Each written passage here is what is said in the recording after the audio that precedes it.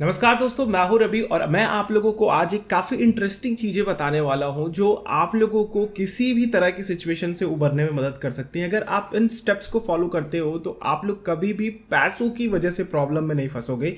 एक एग्जांपल के थ्रू, ये आप लोग क्यूबिक देख रहे हो, इस क्यूबिक को अगर आपको सॉल्व करना आता है, यानी कि चारों तरफ के जो कलर्स हैं उनको अगर आपको मैच करना आता है तो आप आसानी से आधे घंटे, एक घंटे, कई कई बच्चे तो 15-20 मिनट में भी इसको सॉल्व कर लेते हैं due to hard practice. Basically कहने का मतलब ये है कि वो इसको सॉल्व करने का फॉर्मूला जानते हैं। मैंने जब ये क्यूबिक लिया था तो मैं केवल एक तरफ का ही बना पाता था, ज़्यादा से ज़्यादा दिमाग लगाता था तो दो तरफ के कलर्स को मैच कर पाता था, लेकिन चारों तरफ के कलर मैच करना नामुमकिन था जब तक मैंने इसकी सोल्यूशन को नहीं देखा, जब तक मैंने इसको समझा नहीं कि ये कैसे सॉल्व होता है। वैसे ही दोस्तों, पैसों की भी बड़ी तगड़ी समस्या होती है कि अगर हमें उसके बारे में नॉलेज नहीं है, अगर हमें उसके बेसिक्स को नहीं पता है कि आखिर हम अपने पैसे को मैनेज कैसे करें। हम लाखों रुपए कमा रहे हैं, करोड़ों रुपए महीने कमा रहे हैं, अगर हमें उन्हें मैनेज करना नहीं आता है तो हमारा पैसा जो है ना वो 10,000 रुपए वाले कमाने के बराबर, 5,000 रुपए कमाने के बराबर, या फिर जो कह लो जो अभी 1 रुपए भी नहीं कमा रहा है उसके बराबर हो जाने वाले है at the end, at the retirement, या फिर जब भी हमें पैसे की जरूरत पड़ेगी, हमारे पास पैसा नहीं होगा। देखिए, 10,000 कमाने वाले, 5,000 कमाने वाले को मैं छोटी रकम नहीं कह रहा हूं, हर स्टेज पे अपने अकॉर्डिंग एक बेस्ट अमाउंट होता है। लेकिन अगर हम लोग पैसे को मैनेज करते हैं तो 5,000 रुपए महीने कमाने वाला आदमी भी, 10,000 रुपए महीने कमाने वाला आदमी भी, या इवन 1,000 रुपए महीने कमाने वाला आदमी भी, पर्सन भी, वुमेन भी, मैन वुमेन, कोई भी आदमी नहीं, एक कहावत होती है, तो आप लोग मुझे मर्दों वाला वो मत समझिएगा जो कहते हैं, ठीक है। तो देखिए, बेसिकली हम कहना क्या चाहते हैं इस वीडियो में, हम कहना चाहते हैं कि आपको इन 7 तरीकों को फॉलो करना है। अगर आप अपने पैसे को हर कंडीशन में यूज़ करना चाहते हैं, एमरजेंसी में भी यूज़ करना चाहते हैं, अपने गोल्स के लिए यूज़ करना चाहते हैं, तो काफ़ी बेसिक फंडामेंटल चीज़ें हैं जो मैं आप लोगों को बताने जा रहा हूँ। तो कोई भी क्वेश्चन आएगा तो नीचे कॉमेंट जरूर कीजिएगा। अगर ये वीडियो अच्छी लगेगी तो लाइक जरूर कीजिएगा, दूसरों के साथ शेयर कीजिएगा अगर लगता है कि आप लोगों के लिए भी हेल्पफुल है। देखिए, मैं पिछले कई सालों से इन्वेस्टिंग के बारे में सर्च कर रहा हूँ और रिसर्च भी उस पर करता हूं कि मैं किस तरह से अपने इन्वेस्टमेंट को और बेहतर कर सकूं, चाहे वो म्यूचुअल फंड हो, या फिर शेयर मार्केट हो, या फिर सेविंग अकाउंट्स में पैसा रखना हो, या फिर रिकरिंग डिपॉजिट में पैसा डालना हो, एफडी में पैसा डालना हो, कोई बॉन्ड्स खरीदना हो, गोल्ड इन्वेस्टमेंट करना हो, या फिर ट्रेडिंग करना हो, जैसे कि कमोडिटी ट्रेडिंग हो गई, या फिर इंट्राडे इक्विटी ट्रेडिंग हो गई। तो मैं हर तरीके से रिसर्च करता हूं, जो मुझे बेस्ट तरीके लगते हैं वो मैं आप लोगों के सामने लाने की कोशिश करता हूं। लेकिन जब मैंने अपनी इन्वेस्टिंग स्टार्ट करी थी और जब मैंने कुछ अर्निंग स्टार्ट करी थी तो मैं कुछ 6 से 7 स्टेप को फॉलो करता था, और वही स्टेप्स मैं आप लोगों को इस वीडियो में बताने वाला हूं। थोड़ा सा लंबा लग रहा है, मैंने खींच दिया। तो पहला स्टेप ये है कि आप लोगों को अपने पैसे को बचाना सीखना पड़ेगा। हमारे पास पैसे आ रहे हैं, अगर हम उसको बचा नहीं पा रहे हैं तो आप लोगों की ये सबसे बड़ी समस्या है, और इस समस्या से मैं सालों गुजरा हूं दोस्तों। मैं बता दूं कि 1.5 से 2 साल लगभग मैं इसी वजह से परेशान था कि मेरे पास पैसे बच नहीं रहे हैं।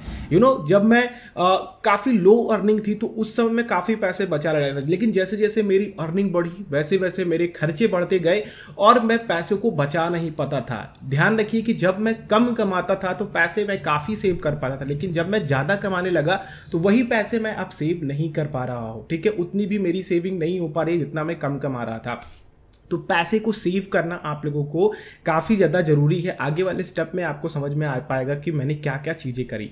दूसरी चीज़ दोस्तों जो मैं आप लोगों को बताना चाहता हूं कि आपको अपने सारे खर्चों को, एक एक खर्च को, चाहे वो आप लोग कहीं भी कर रहे हो, चाहे आप लोग बीड़ी पी रहे हो, सिगरेट पी रहे हो, चाहे आप सुर्ती खा रहे हो, खैनी खा रहे हो, किसी को 2 रुपये उधार दे रहे हो, किसी भिखारी को 1 रुपये उधार दे रहे हो, 50 पैसे दे रहे हो, तो आप अपने सारे खर्चों का हिसाब रखो, एक एक रुपए। यानी कि आपकी लाइफ का सैनिक है, जैसे कि हमारे सैनिक बॉर्डर पे हमारी रक्षा करते हैं, अगर एक भी बॉर्डर से किसी को हटा दिया जाए तो दुश्मन के सैनिक या फिर बाहर की कंट्री के लोग हमें कमजोर समझेंगे और हमारी जमीनों को हथियाने की कोशिश करेंगे, और हमारे जो भी कह लो कि इंपॉर्टेंट लैंड है जहाँ से हमें कुछ उर्वरक चीज़ें मिलती हैं तो वो सारी चीज़ें कब्जा कर लेंगे अगर हम किसी एक भी बॉर्डर को छोड़ते हैं।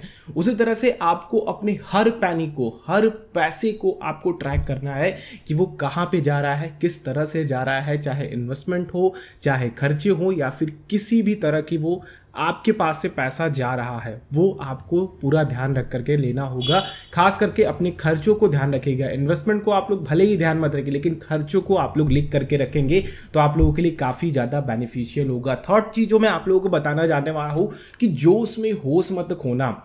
कई बार ऐसी कंडीशन आती है, कई बार का मतलब कि मैंने भी ऐसी बहुत सारी सिचुएशन फेस करी है कि नया ग्राफिक कार्ड आया मार्केट में, एक कुछ मुझे नई स्ट्रैटेजी पता चल गई कि हाँ भैया मुझे इस तरह की भी स्ट्रैटेजी फॉलो करके मैं ट्रेडिंग में कुछ पैसे बना सकता हूँ। मैं अपनी प्रॉफिटेबल स्ट्रैटेजी को भूल करके उस स्ट्रैटेजी पे ज़्यादा काम करना चाहता हूँ। या फिर मैंने कोई भी एक लैंड देखी, सामने एक मेरे सामने ज़मीन पड़ी हुई है, काफ़ी सस्ते में है, लेकिन उसकी वैल्यू आने वाले 5 से 10 साल में नहीं जाने वाली है। किसी ने मुझे चढ़ा दिया कि हाँ ये बाइक मस्त है खरीद लो, बढ़िया रिटर्न भी देगी, इसको किराए पर भी चला सकते हैं, ये कार मस्त है इसको खरीद लो, ये ट्रक मस्त है इसको खरीद लो, मतलब यहाँ से अर्निंग सोर्स आ सकता है। वहाँ पे हम फंस जाते हैं। ऐसे बहुत सारे प्रोडक्ट आते हैं, ऐसे बहुत सारे आपको यूट्यूब पे यूट्यूबर्स भी बताएंगे कि हाँ ये खरीद लो वो खरीद लो, मैंने ये यूज़ किया, मैं ऐसा हो गया वैसा हो गया, पिंपल्स थे ये गायब हो गए वो गायब हो गए। और इन चक्करों में आप लोग एक्स्ट्रा खर्चे करने जाते हो। ऐसी बहुत सारी छोटी चीज़ें हैं जो कि हम लोग जोश में होश खो बैठते हैं वाला। तो इसलिए मैंने ये पार्ट रखा है क्योंकि ये सारी चीज़ें मेरे साथ हो चुकी हैं। जोश में होश मैंने बहुत खोया है और बाद में मैं पछताता हूँ। जब मुझे प्ले स्टेशन लेना था, तो आज से काफ़ी पुरानी बात है ये, जब मुझे प्ले स्टेशन लेना था तो मैंने कुछ पैसे इकट्ठे करके रखे हुए थे किसी और चीज़ के लिए, लेकिन प्ले स्टेशन पर डिस्काउंट आ गया लगभग 2500 रुपये का, ठीक है, अमेजोन पे। अब मैंने क्या करा कि चलो भैया खरीद लेते हैं, फिर इसके बाद मुझे मिलेगा कि नहीं मिला, जबकि वो पैसे मेरे दूसरे जगह के जाने थे। और मैंने वो प्ले स्टेशन खरीद लिया। और फिर क्या हुआ कि जब मुझे जिस ज़रूरत के लिए रखा था उसके लिए मुझे दूसरे से उधार लेना पड़ा। जहाँ मैंने 2500 रुपये बचाया वहाँ पे मैंने 5000 रुपये एक्स्ट्रा पे करे एज अ इंटरेस्ट, ठीक है। तो ये सारी चीज़ें होती हैं जो उसमें होश हम खो बैठते हैं कि हमें भैया जो ज़रूरत है उसे ले ही लो, ठीक है, सामने वाला जाए भाड़ में, या फिर जो हमारी ज़रूरत है वो जाए भाड़ में।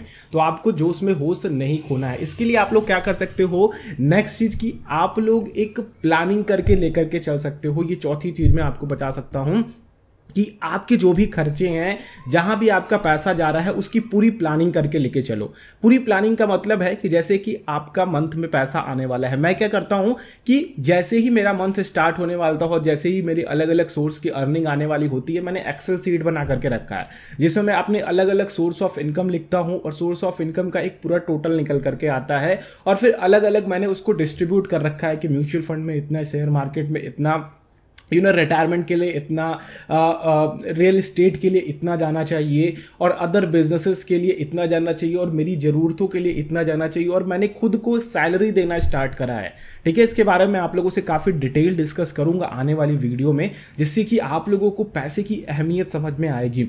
तो यहाँ पे क्या होता है दोस्तों कि जब आप लोग अपने पूरे एक्सपेंसेस को, पूरे इन्वेस्टमेंट्स को एक प्रॉपर वे में लिखते हो ना, तो आपको वहाँ पे काफ़ी ज़्यादा बेनिफिट मिलता है। आपका जैसे ही पैसा आता है वो अलग अलग जगह डिस्ट्रीब्यूट हो जाता है, और आप लोगों का क्या होता है कि जो फर्जी खर्चे होते हैं, जो उसमें होश खोना है, या फिर जो भी आपके एक्सपेंसेस हैं जो आपको नहीं करना चाहिए, वो आपको सामने दिखने लगते हैं।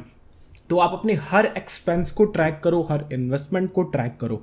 नेक्स्ट सलाह आप लोगों के लिए रहेगी, जो कि 5वीं सलाह है आपको, कि अगर आपके ऊपर किसी भी तरह का डेब्ट है तो उसको आप जल्दी से जल्दी चुका करके निकल जाओ। जैसे कि होम लोन को अगर ले लो, तो होम लोन को आप लोग लंबा समय तक चला सकते हो, क्योंकि एक बड़ा अमाउंट होता है। जैसे कि आपने 50 लाख का लोन ले रखा है, तो अब आप ये कोशिश नहीं कर सकते कि आप बड़ा बड़ा अमाउंट डालते जाओ। तो इससे होगा क्या कि आप लोगों को दूसरी जगह परेशानियां शुरू हो जाएंगी, आपके इन्वेस्टमेंट उतने नहीं जा पाएंगे। जैसे कि अगर आप इक्विटी वगैरह में इन्वेस्ट करते हो तो आपको उतना अच्छा बेनिफिट नहीं मिल पाएगा लॉन्ग टर्म का, क्योंकि आप वहां पे पैसे कम डाल रहे हो।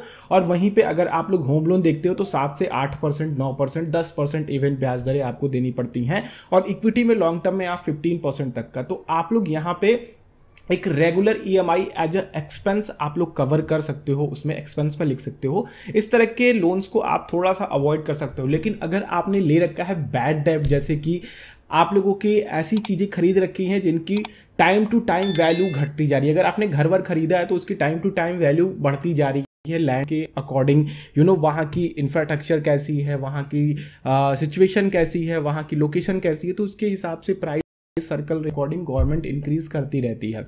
लेकिन कार वगैरह हो गए, बाइक वगैरह हो गए, या फिर कह लीजिए कि आपने एजुकेशन लोन ले रखा है, या फिर आपने किसी से ऐसे उधारी पैसा ले रखा है। क्योंकि मुझे याद है जब मेरी पढ़ाई हो रही थी तो मेरी माता जी ने अपने सोने को गिरवी रख करके सोनार से पैसा लिया हुआ था, और ब्याज दरें वो महीने की 6% लेता था, ठीक है, यानी कि 1 लाख रुपए पे 6,000 महीने का। तो आप लोग सोच सकते हो कि वो कितना अमाउंट हो सकता है, हर महीने 6%, और साल भर का कितना हो गया ब्याज, आप लगा सकते हो यहाँ से अंदाजा। तो मैंने गरीबी बहुत देखी है, और अभी भी मैं मिडिल क्लास में ही हूँ, ठीक है। धीरे धीरे हम लोग आएंगे, इन्वेस्टिंग को अपने बढ़ाते जाएंगे, तो हम लोग भी थोड़ा सा मिडिल क्लास से ऊपर बढ़ेंगे। तो ऐसी सिचुएशन आप लोगों के सामने भी मे बी फेस हुई हो या फिर नहीं भी हुई हो, तो आप लोग इस तरह के डेब्ट को जरूर कम करने की कोशिश करो, जिससे कि आप लोगों का क्या होगा ना कि दूसरी तरफ फोकस्ड बढ़ेगा, दूसरी तरफ इन्वेस्टमेंट्स के दरवाजे खुलेंगे, और आप लोगों को समझ में आएगा कि हाँ, हम यहाँ से भी पैसा बना सकते हैं, यहाँ पर भी पैसा इन्वेस्ट कर सकते हैं।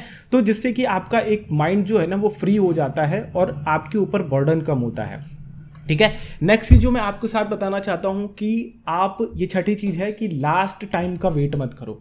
लास्ट टाइम का वेट का मतलब क्या है कि आपके पास जैसे कि फोन बिल है, ठीक है, और आपके पास इलेक्ट्रिसिटी बिल है, या फिर आपके पास है कोई ईएमआईज, चाहे आपके क्रेडिट कार्ड के बिल्स हों, तो उनको पेमेंट करने में देर मत करो यार, ठीक है। दूध वाले का बिल देना है तो दूध वाले को बिल देने के लिए आप देर मत करो। अब देखो यहाँ पे माइंड थॉट प्रोसेस क्या करता है, जैसे कि हमारी सैलरी आ गई ना, जैसे कि मैं भी ये चीज़ें सोचता था, ठीक है, मैं ब्लेम नहीं कर रहा, क्योंकि मुझे ये चीज़ें पता नहीं थी कि किस तरह से इम्पैक्ट डालती हैं हमारे माइंड पे, और किस तरह से वो हमारे पर्सनल फाइनेंस पे इम्पैक्ट डालती हैं। तो जब ये चीज़ों को मैंने सीखा, खुद पे अनुभव किया, लोगों से सुना, लोगों से बातें किया, तो समझ में आया। क्योंकि देखिए, मैंने इन सारी जो पर्सनल फाइनेंस की क्लासेस हों उस पर काफ़ी बड़े पैसे खर्च करे हैं, ठीक है। पैसे को मैनेज करने के लिए, को सीखने के लिए मैंने काफ़ी बड़ा पैसा खर्चा किया और काफ़ी एक्सपीरियंस भी लिया उनको अपनी लाइफ से रिलेट करके। तो यहां पे क्या होता था कि मैं सोचता था कि भैया चलो सेविंग अकाउंट में ही है मेरे, जो भी 2-3% ब्याज मिलेगा, हम जब आखिरी समय आएगा 30 तारीख या फिर 31 तारीख या फिर महीने की शुरुआत में हम इसको दे देंगे, अभी डेट आखिरी तो बची हुई है। तो इससे होता क्या है कि हमको हमारा पैसा तो अकाउंट में दिखता है, प्लस 2 से 3% का जो भी हम 5 से 10 दिन में कमा ले, वो भी एक बड़ा डिफरेंस रहता है माइंड में, एक लालच भरी होती है। तो इस लालच में क्या होता है ना कि कभी कभी आपके माइंड से वो स्लिप हो जाता है। स्लिप हो जाने से होता क्या है कि वो मिस हो जाती है ईएमआई, और आपके ऊपर एक बुरा इम्पैक्ट पड़ता है। जैसे कि आपको दूध वाले का बिल देना है, अखबार वाले का देना है, और या फिर कोई भी ऐसे छोटे मोटे बिल है, फोन बिल देना है, तो वो जैसे ही डेट को आगे बढ़ जाता है और बाई चांस आपसे वो पैसे खर्चे हो गए, इन 5 से 6 दिनों में कोई भी ऐसी जरूरत पड़ी जिससे कि आपको वो पैसे खर्चे हो गए, तो अब वो आपके ऊपर बर्डन बना देता है। प्लस अगर जो छोटे मोटे वेंडर्स हैं या फिर कह लीजिए छोटे मोटे आपको पैसे देने हैं, वहाँ पे आपका जो इमेज है ना वो धीरे धीरे थोड़ा ख़राब होने लगता है। तो ये भी एक चीज़ें, छोटी छोटी चीज़ें हैं जो आपके पर्सनल लाइफ पे भी और पर्सनल फाइनेंस पे काफ़ी बड़ा इम्पैक्ट डालती हैं। तो अगर आपके पास पैसे हैं तो आप जिन पैसों को यहाँ पे जाना है, आते ही पैसे डिस्ट्रीब्यूट कर दो, तो वो ज़्यादा आप लोगों के लिए बेहतर होगा। आप लास्ट टाइम का वेट मत करो। ऐसे ही असाइनमेंट में भी करता था मैं कॉलेज में कि चलो यार अभी तो 10 दिन है, फिर 10 दिन के बाद 5 दिन था, 5 दिन के बाद 3 दिन आते थे, फिर 2 दिन आते थे, फिर 1 दिन आते थे, फिर लास्ट के 1 घंटे में जैसे तैसे लिख करके मैंने बहुत सारे असाइनमेंट सबमिट किए हैं और नंबर भी उसी हिसाब से जैसे तैसे मिले हैं। ठीक है, तो कई सारी चीज़ें हैं जो आपको अपनी पर्सनल लाइफ से भी सीखने को मिलती हैं अगर आप लोग पर्सनल फाइनेंस को मैनेज करना चाहते हो। आखिरी चीज़ मैं आप लोगों के साथ शेयर करना चाहता हूँ कि आपको अपने फ्यूचर के लिए इन्वेस्ट करना होगा। ये आखिरी और सबसे इंपॉर्टेंट चीज़ है जो मैं आप लोगों को देना चाहता हूँ। फ्यूचर के लिए इन्वेस्ट करना क्या होता है, मैं जानते हो जब मैं आज से आपको 3.5 साल पहले की बात बता रहा हूँ, 2017-18 की मैं बात बता रहा हूँ आपको, जब मैंने अपनी इन्वेस्टिंग स्टार्ट करने की सोची थी, तो वहाँ पे मैं क्या सोचता था कि अरे यार ये 500 क्या होता है, 500 तो अगले दिन मैं फिर से कहीं से भी कमा लूँगा मैं 500 रुपये, या फिर 500 में कितना ब्याज दे देगा बैंक की, रिकरिंग डिपॉजिट कितना दे देगा, म्यूचुअल फंड कितना दे देगा, 500 में कितना होता ही है, अगर महीने का मिलाऊँ तो ज़्यादा से ज़्यादा हो जाएगा 6,000 रुपये, तो 6,000 तो मुझे कहीं से ऐसे ही मिल जाएंगे, तो इसको इन्वेस्ट करने की क्या ज़रूरत है। यही सबसे बड़ी गलती करी थी मैंने। और दोस्तों मैं आपको बता दूं कि वो गलती मुझे आज भी याद है, जब मैं बिटकॉइन खरीदना चाहता था। 2017 में बिटकॉइन की प्राइस और आज की प्राइस को कंपेयर करोगे ना तो बहुत बड़ा डिफरेंस। और मैंने यही गलती करी थी कि अरे यार 500 में कितने बिटकॉइन मिल जाएंगे और ये कितना बढ़ जाएगा, ठीक है। तो वो मेरा फर्स्ट इन्वेस्टमेंट था बिटकॉइन में सोचने की, तो वो मैंने मिस करा। तो इसी तरह की बहुत सारी अपॉर्चुनिटी होती हैं, ऐसे बहुत सारे ऑप्शंस हैं आपके पास जो आप लोग मिस करते हो। तो ये थोड़ा सा ऑफ टॉपिक हो गया, लेकिन मैं आपको क्या बताना चाहता हूँ कि अगर आपके पास 100 रुपये भी हैं, अगर आप उनको इन्वेस्ट कर सकते हो तो आप अपने फ्यूचर के लिए इन्वेस्ट करो। आपको 100 रुपये जो हर महीने आप इन्वेस्ट कर सकते हो, आपका at the end of the year आपके पास 1200 रुपये होंगे। आप सोचो कि जो बंदा 100 रुपये महीने का इन्वेस्ट कर सकता है, अगर वो एक साथ 1200 रुपये देखे तो कहीं ना कहीं उसकी आंखों में चमक बढ़ जाएगी, है ना, कि वाह मेरे पास 1200 रुपये हैं। तो ऐसे जब धीरे धीरे आप इन्वेस्ट करने लगोगे ना तो आपको उन पैसों की अहमियत समझेगी। और जब मैंने अपना इन्वेस्टमेंट स्टार्ट किया, जब मैं वो 500 वाला सोचता था, तो जब मैंने अपना 700 रुपये फर्स्ट इन्वेस्टमेंट करा था, ठीक है, वो भी मैंने किस लिए करा था, वो भी मैंने एक कंसोल खरीदने के लिए करा था, जो कि अपने एक जो पीसी का रिमोट होता है, स्टिक होती है, उसको खरीदने के लिए मैंने करा था। और फिर वो चीज़ें मैंने खरीदी नहीं, क्योंकि मैं धीरे धीरे चीज़ों को अब वहाँ पे समझने लगा, क्योंकि 700 रुपये में मुझे ठीक ठाक ब्याज मिल गया था, बैंक मुझे ब्याज दे दिया था 3 महीने का। तो वहाँ पे मुझे अरे वाह 700 रुपये अगर मैं खर्च कर देता तो फिर चले जाते, और 700 रुपये में मुझे ये जो ब्याज मिला है 6 रुपये का, ये मुझे नहीं मिलता। तो वो चीज़ें मुझे काफ़ी अच्छी लगी, और फिर मैंने अपना इन्वेस्टमेंट वहाँ से धीरे धीरे स्टार्ट करा, और फिर मैं यहाँ तक आया। और अभी तक दोस्तों मैं कोई अमाउंट नहीं बताने वाला हूँ कि कितना मैंने आप लोगों के सामने इकट्ठा कर लिया, और ये बताने से कोई मतलब नहीं है यार। आपके सामने हर कोई बड़ा है, ठीक है। मे बी आपने करोड़ों रुपए इन्वेस्ट करे हो, अरबों रुपए कमाए हो, मे बी आपने हजारों रुपए इन्वेस्ट करे हो, लाखों रुपए कमाए हो, मे बी आपने सैकड़ों रुपए इन्वेस्ट करे हो और हजारों रुपए कमाए हो। तो आप कभी भी किसी की कमाई से खुद को कंपेयर मत किया करो। जब जो भी जहाँ से भी ज्ञान मिले, अगर आपको रिलेवेंट लग रहा है तो वहाँ से लो, ठीक है। आपको ऐसे बहुत सारी गुरु मिल जाएंगे जिनके पास कुछ भी नहीं है, लेकिन अगर आप उनसे पढ़ने जाओगे ना तो उनसे अच्छा कोई आपको पढ़ा नहीं सकता है, और उनसे अच्छा आप किसी से सीख भी नहीं सकते हो, ऐसा होता है, ठीक है। तो आप किसी की भी वैल्यू उसके पैसों से मत कंपेयर किया करो, वरना आप कभी भी कुछ भी किसी से भी नहीं सीख पाओगे, ठीक है। तो ये सबसे बड़ी लर्निंग थी मेरी, और ये मैं हमेशा सोचता था कि यार ये क्या बता रहा है, क्यों उस समय भी कई सारे छोटे यूट्यूबर्स थे, और फिर भी मैंने एक बड़ा स्टेप लिया, काफ़ी बड़ा पैसा खर्चा करके मैंने पर्सनल फाइनेंस की क्लासेस करी। मैंने ऑनलाइन MBA भी करा, जो कि 1.5 महीने का कोर्स था। एक MBA ग्रेजुएट थे फॉरेन से, तो उनकी मैंने कोर्सेस को बाई किया। तो बहुत कुछ सीखा मैंने वहाँ से, और बहुत कुछ लर्न किया, तो मुझे पैसों के बारे में काफ़ी कुछ समझ में आया। और भी मैं बहुत सारी वीडियोज़ आप लोगों के लेकर के आऊँगा। आप अपने छोटे छोटे गोल्स के लिए, रिटायरमेंट के लिए, मैं तो कहूँगा कि अगर आप 15 साल के हो, 10 साल के हो, तो भी आप सेव करना स्टार्ट कर दो। जो भी 5 रुपये 10 रुपये बच रहे हैं ना, उसको आप इन्वेस्ट करते जाओ। 10 रुपये की RD खुलती है, ठीक है, हर महीने 10 रुपये की इन्वेस्ट करते जाओ। अपने बैंक में चले जाओ, अगर 1000 रुपये बचा पा रहे हो तो 1000 रुपये ऑनलाइन बैंकिंग के थ्रू खोल दो, पैसा डालते रहो। At the end of 10 year 20 year आपके पास बहुत बड़ा अमाउंट इकट्ठा हो जाएगा, ठीक है। वही पैसा अगर आप RD में नहीं डालना चाहते हो तो म्यूचुअल फंड में डाल दो, ठीक है। नीचे वीडियो के डिस्क्रिप्शन में लिंक है, जाओ डीमेट अकाउंट खोलो, म्यूचुअल फंड्स वगैरह में इन्वेस्ट करो, शेयर मार्केट में भी थोड़ा आओ, छोटे छोटे पैनी स्टॉक्स खरीदते जाओ, और कुछ अच्छे पैनी स्टॉक्स, ठीक है, जो छोड़ो ये बातें नहीं करते हैं हम। अगर फ्यूचर प्लानिंग करनी है तो सिक्योर्ड जगह जाओ, पैनी स्टॉक की जगह मत जाओ, क्योंकि थोड़ा सा रिस्की होगा। पैनी स्टॉक को चूज़ करने के लिए बड़ा दिमाग चाहिए होता है, ठीक है। बहुत सारी एनालिसिस करनी पड़ती है कि क्या हो सकता है, क्या नहीं हो सकता है। अधिकतर पैनी स्टॉक में इन्वेस्ट किया वो पैसा डूब जाता है। तो आई होप ये वीडियो आप लोगों को कुछ हेल्पफुल लगी होगी। मैं इस वीडियो में इतना ही बात करना चाहूँगा। मैं काफ़ी बड़ी वीडियो और बना सकता था, लेकिन और कुछ समय के लिए रखते हैं। नीचे कमेंट कीजिए कि आने वाले समय में आप और क्या जानना चाहते हैं, आपको ये वीडियो कैसी लगी। वीडियो अच्छी लगी तो लाइक कीजिएगा, दूसरों के साथ भी शेयर कीजिएगा। चैनल पर अगर आप लोग नए हैं तो सब्सक्राइब करना मत भूलिएगा। सब्सक्राइब करके बेल आइकन को दबाते हैं तो आने वाली और वीडियोज़ की नोटिफिकेशन आप लोगों तक आती रहेंगी। हम लोग नेक्स्ट वीडियो मिलते हैं, तब तक के लिए आप लोगों का दिन शुभ हो। जय हिंद।